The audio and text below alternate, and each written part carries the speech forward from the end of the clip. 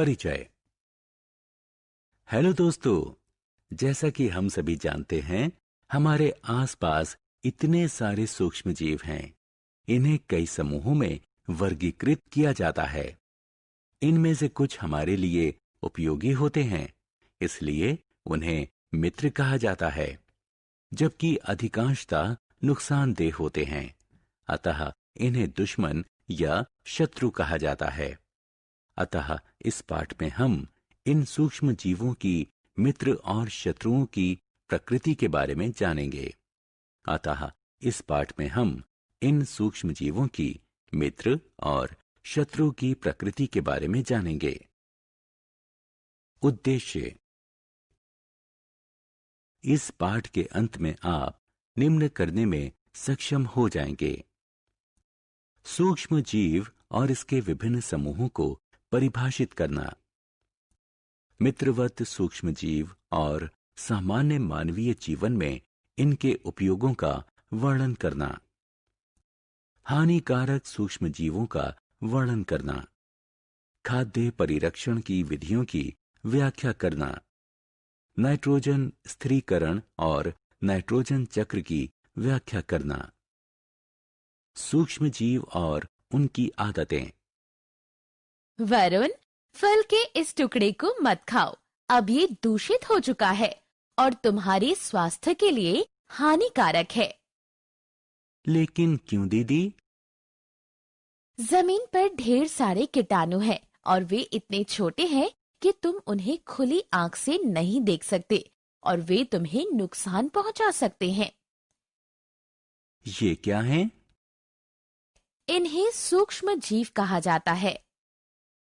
दोस्तों, आपको जानकर हैरानी होगी कि सूक्ष्म जीव खाना बनाने में हमारी सहायता कर सकते हैं और यही हमें बीमार भी बना सकते हैं। इसलिए इनके बारे में विस्तार से अधिक जानकारी प्राप्त करने से पहले आइए हम ऐसे सूक्ष्म जीवों और उनकी आदतों के बारे में जानते हैं। सूक्ष्म जीव या जीवाणु आकार में इतने छोटे होते हैं कि उन्हें खुली आंख या बिना किसी सहायक साधन के नहीं देखा जा सकता। इन्हें व्यापक स्तर पर 4 प्रमुख समूहों में वर्गीकृत किया जाता है। ये हैं जीवाणु, कवक, प्रोटोजोआ और शैवाल। विषाणु भी सूक्ष्म होते हैं। सूक्ष्म जीव विभिन्न वातावरणीय परिस्थितियों में जीवित रहते हैं। मित्रवत सूक्ष्म जीव और उनकी आदतें।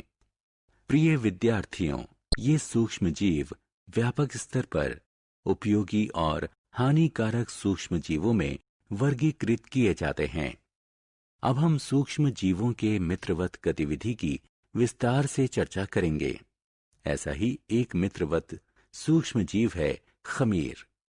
खमीर का उपयोग बेकिंग उद्योग और हमारे घरों में ब्रेड, केक, पेस्ट्री आदि बनाने के लिए किया जाता है। जीवाणु लैक्टोबैसिलस दूध से दही बनाने में उपयोगी है। सूक्ष्म जीव वाणिज्यिक और औषधीय क्षेत्र में भी उपयोगी हैं। उदाहरण के लिए अल्कोहल, बियर और शराब के व्यापक उत्पादन के लिए खमीर यानी यीस्ट का उपयोग डिस्टिलरी उद्योग में किया जाता है। कुछ अन्य जीवाणु प्रतिजैविक यानी एंटीबायोटिक और वैक्सीन बनाने में सहायक होते हैं। टीकाकरण कई बीमारियों में सहायक होता है, जैसे हैजा, क्षय, चेचक और हेपेटाइटिस। अब मैं आपको बताता हूं कि उपयोगी सूक्ष्म जीवों द्वारा प्रदान किए जाने वाले अन्य लाभ क्या हैं। कुछ जीवाणु और नीले हरे शैवाल वायुमंडलीय नाइट्रोजन स्थिरीकरण प्रक्रिया द्वारा मिट्टी की उर्वरा शक्ति बढ़ाते हैं। नाइट्रोजन स्थिरीकरण जीव वैज्ञानिक प्रक्रिया है जिसमें जीवाणुओं की सहायता से वायुमंडलीय नाइट्रोजन को अमोनिया में बदला जाता है। ऐसे कई अन्य मित्रवत एनारोबिक जीवाणु हैं जिनका उपयोग बायोगैस के संश्लेषण में किया जाता है। Biogas methane, carbon dioxide, hydrogen और हाइड्रोजन सल्फाइड का मिश्रण होती है। हानिकारक सूक्ष्मजीव। सहायक और मित्रवत सूक्ष्मजीवों के बारे में चर्चा कर लेने के बाद आइए हानिकारक सूक्ष्मजीवों के बारे में जानते हैं। हम ऐसे सूक्ष्मजीवों से प्रारंभ करेंगे जो मानव और पशुओं के रोग के कारण बनते हैं। सूक्ष्मजीव जिनके कारण बीमारियां होती हैं, पैथोजन कहलाते हैं। हम बीमारियों को 2 श्रेणियों में वर्गीकृत कर सकते हैं: असंचरणीय रोग और संचरणीय रोग। असंक्रामक रोग एक व्यक्ति से दूसरे में प्रवेश नहीं कर सकते, जबकि संक्रामक रोग वायु, जल और आहार आदि के माध्यम से एक संक्रमित व्यक्ति से दूसरे स्वस्थ व्यक्ति में प्रवेश कर सकते हैं। सामान्य जुकाम संक्रामक रोग का सबसे सामान्य उदाहरण है। मानव में रोग कारक सूक्ष्मजीव।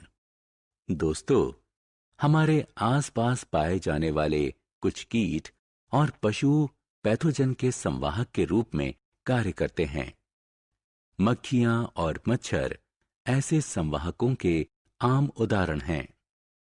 हैजा रोग में मक्खियां कई पैथोजन की संवाहक होती हैं।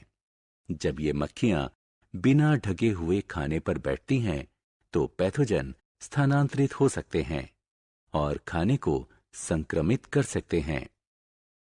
हैजा से बचने के लिए हमें खाने को हमेशा ढककर रखना चाहिए और बिना ढके हुए खाने को खाने से बचना चाहिए। मलेरिया रोग के मामले में मादा एनोफ्लीज मच्छर प्लाज्मोडियम पैरासाइट के संवाहक होते हैं। पैथोजन एक संक्रमित व्यक्ति से स्वस्थ व्यक्ति में एक मच्छर के काटने से सीधे प्रवेश करते हैं। इसलिए हमें अपना आस पड़ोस साफ सुथरा रखना चाहिए और यह जांचना चाहिए कि बेकार पड़ी वस्तुओं में पानी जमा ना हो। हम मलेरिया को फैलने से खिड़की और दरवाजों पर तार की जाली लगाकर और कीट विकर्षक क्रीम, स्प्रे और मच्छरदानी लगाकर रोक सकते हैं। हम मिट्टी के तेल को ठहरे हुए पानी पर छिड़ककर मच्छर के लार्वा को मार सकते हैं। पैथोजन के कारण होने वाले सामान्य मानवीय रोग। यहाँ एक सूची दी गई है जो विभिन्न पैथोजनों के कारण फैलने वाले विभिन्न मानवीय रोगों का उल्लेख करती है।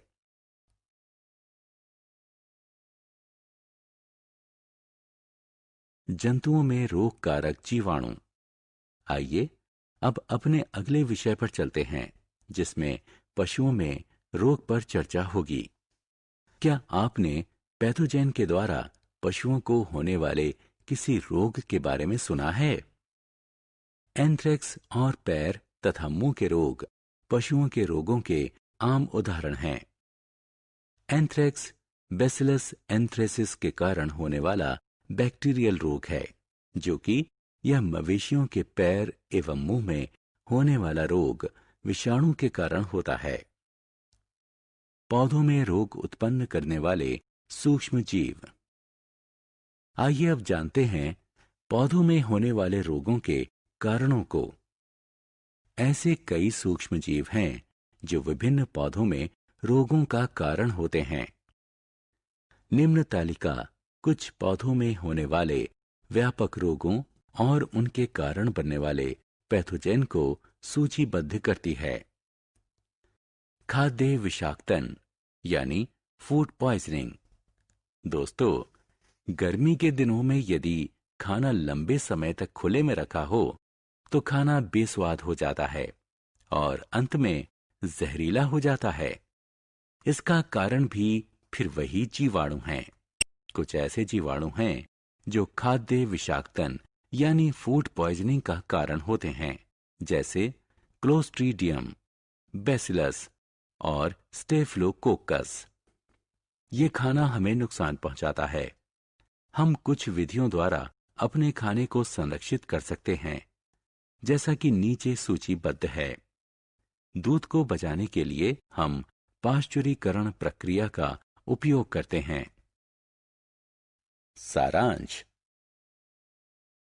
आइए हमने जो कुछ सीखा है उसे संक्षेप में दोहराएं। सूक्ष्म जीव या जीवाणु एक जीवित जीव होते हैं जो इतने छोटे होते हैं कि हम उन्हें खुली